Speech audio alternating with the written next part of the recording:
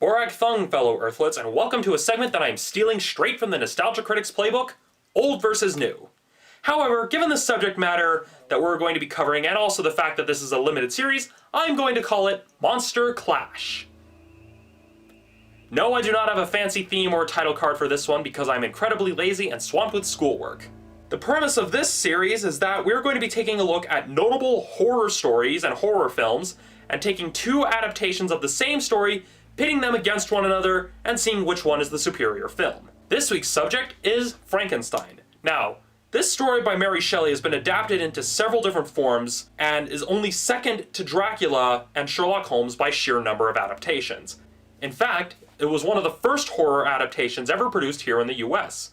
Seriously, search YouTube or Google, type in 1910 Frankenstein by Edison Studios, and you'll find it pretty easily.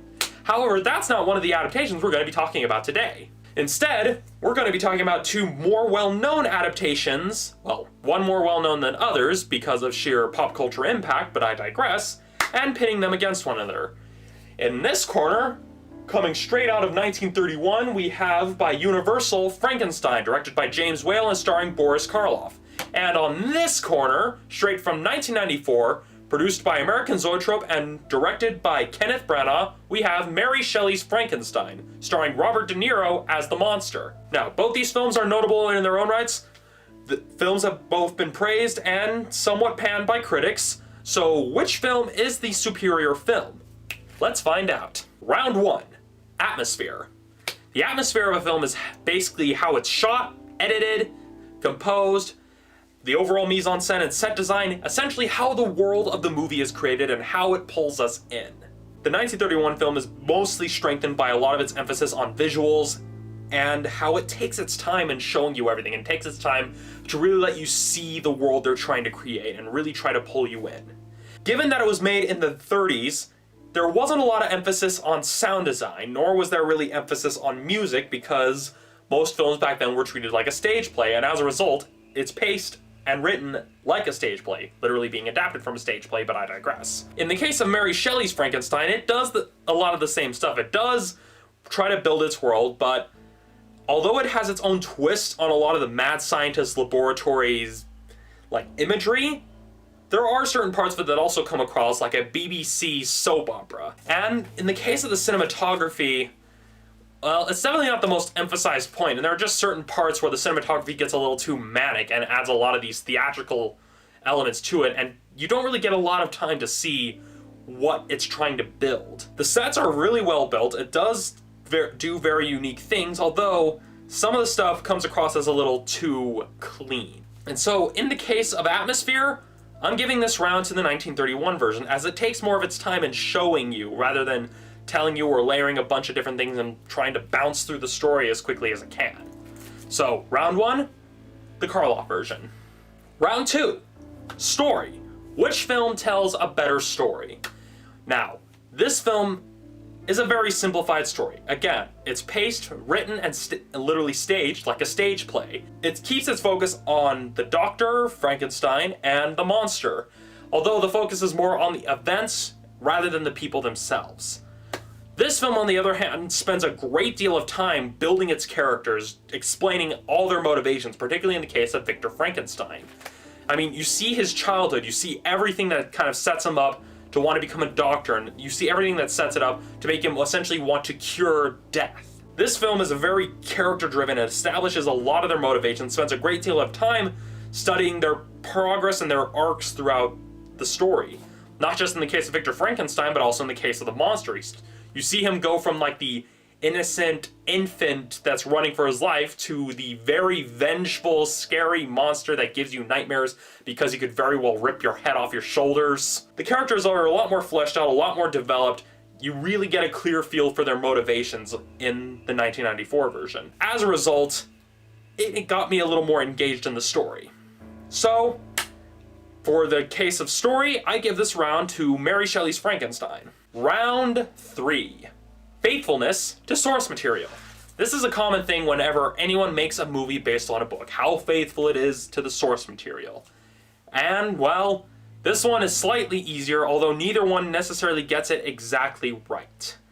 In the case of this one, a lot of the elements from the original novel and a lot of the characters literally are stripped away.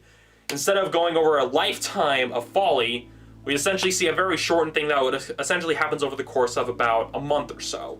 You see essentially you see Frankenstein gathering the body parts, and you see the creation of the monster, and then everything changes with how everything, quote-unquote, ends. They change the name of the doctor to Henry Frankenstein instead of Victor Frankenstein.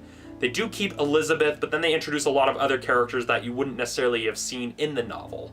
In fact, some of the stuff that happens in the novel doesn't even appear until the sequel, Bride of Frankenstein. On the other hand, from what I've heard, the 1994 version is one of the more faithful versions of the story that is available. Again, it's the most faithful one that I have seen, although I have not read the novel, so I cannot say for sure. I have done the research, but here is what I know. One, the characters' names are consistent. All the characters that are in the novel are in this film. Granted, what happens with certain characters isn't the same as what happens in the novel, and even the climax of the movie is different from the climax of the novel. With the character motivations already established, it's pretty easy to kind of see the chain, but in the case of character motivations, a lot of things stay fairly consistent between this film and the book. The only thing that's really different is, again, the climax, as well as how certain characters are alive towards the end of the movie, even though they get killed pretty early on in the novel, or at the midway point of the novel. So, in the case of faithfulness to source material, the round goes to Mary Shelley's Frankenstein. Overall, this film definitely does have some flaws, because it substitutes some of the horror for a lot of the more tragically misunderstood.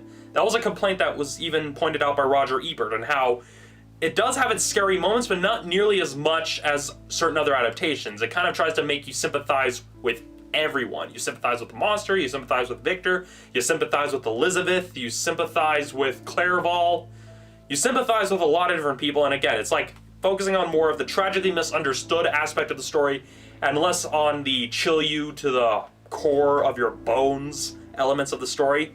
Whereas this film, for its time, actually did scare a lot of people. It just has more eerie than it is like at-you scares or haphazard like frights. This one is just more like, eesh, this is freaky. Like, it's all like about build up and build up and build up and build up and build up until finally you see that the creature's alive and have him say, "It's alive! It's alive!"